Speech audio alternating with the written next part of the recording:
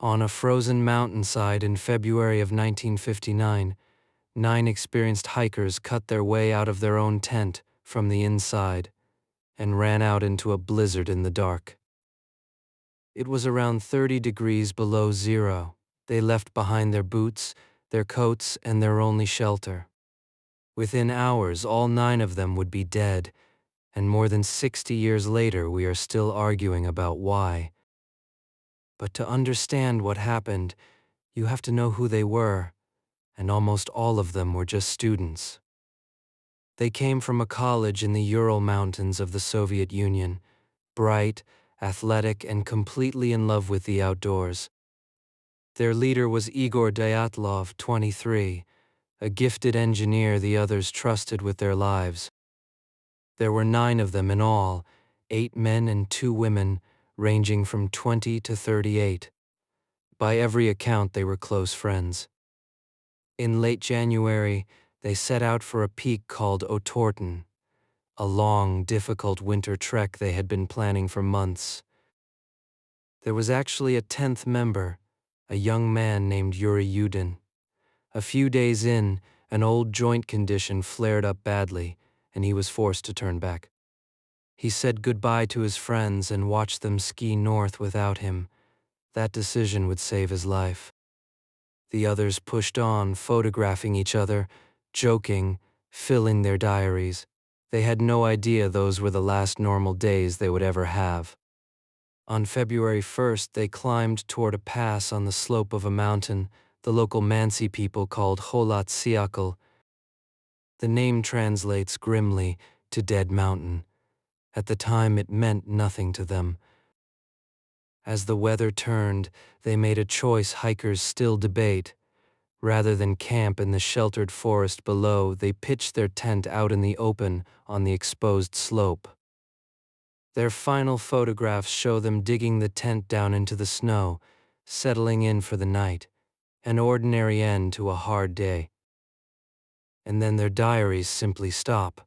After the evening of February 1st, there is no more written record.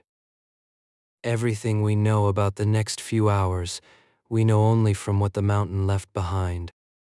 So this is where the documented facts run out, and where we can only carefully imagine. Sometime in the night, something frightened them so badly that 9 experienced people did the one thing you must never do in that kind of cold. They cut their way out of the tent, and they ran downhill toward the trees in the dark without their boots.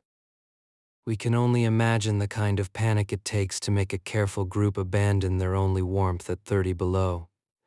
They were not thinking about tomorrow. They were thinking about right now.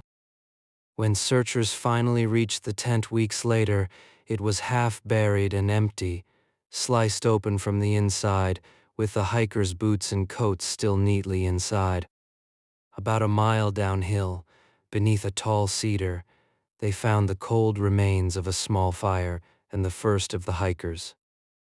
3 more were found spread along the slope, frozen in poses that looked heartbreakingly like they had been trying to crawl back up to the tent.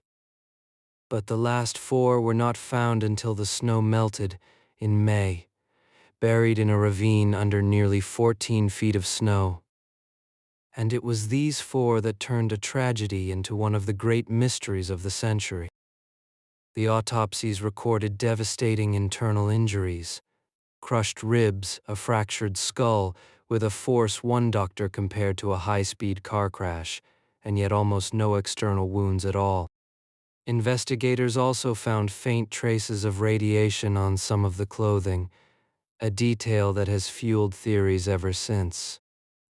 In 1959, Soviet investigators closed the case with a single haunting line. The group had died from, quote, a compelling natural force. Then they sealed the files away. So what actually happened?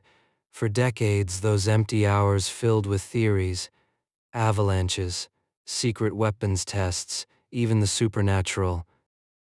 The leading explanation today, backed by a 2021 study, is a rare slab avalanche, a slow slab of snow that could crush a tent and cause those exact injuries, then leave almost no trace by morning.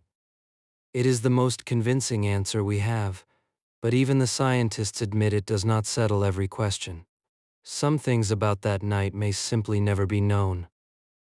And it is easy to get lost in the mystery and forget the part that actually matters. 9 young people who loved these mountains went up Dead Mountain, and not one of them came home. Their friend Yuri, the one who turned back, spent the rest of his life remembering them, and whatever happened up there, they deserve to be remembered as more than a mystery. If you want more true stories told with care, the next one is right here. 9 people went up Dead Mountain, and not one of them came home. If you want more true stories told with care, subscribe. There's a new one every week, and the full story is right here.